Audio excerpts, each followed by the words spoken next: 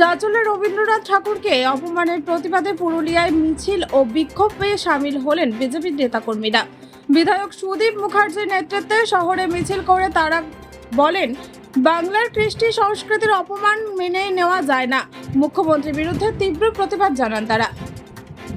কবিগুরুকে যেভাবে অপমান করা হয়েছে, তার যে আমাদের হৃদয়ে কবিগুরু, যার গাওয়া গান জাতীয় সঙ্গীত, যার সৃষ্টি দিয়ে বাঙালি গর্ব করে, ভারতবর্ষ গর্ব করে, তাকে যেভাবে অপমানিত করা হয়েছে, বাংলার কৃষ্টি সংস্কৃতি, ভারতবর্ষের কৃষ্টি সংস্কৃতিকে যেভাবে জেহাদি দ্বারা আক্রমণ করা হচ্ছে এবং এই ডাইনি মুখ্যমন্ত্রী যেভাবে বাংলার ভবিষ্যৎ নষ্ট করছে, বাংলা সংস্কৃতি কৃষ্টি সব নষ্ট করছে, তার বিরুদ্ধে প্রতিবাদ আমরা বাংলা তথা ভারতবর্ষের সমস্ত মানুষকে বলতে চাই, নিজের সংস্কৃতি রক্ষার স্বার্থে, ভবিষ্যৎ প্রজন্মের ভবিষ্যৎ রক্ষার স্বার্থে সমস্ত মানুষ এখন এই জেহাদি সরকারের বিরুদ্ধে, এই জেহাদি দলের তৃণমূল কংগ্রেসের বিরুদ্ধে সমস্ত মানুষ এক হয়ে পথে নামুন, প্রতিবাদ করুন।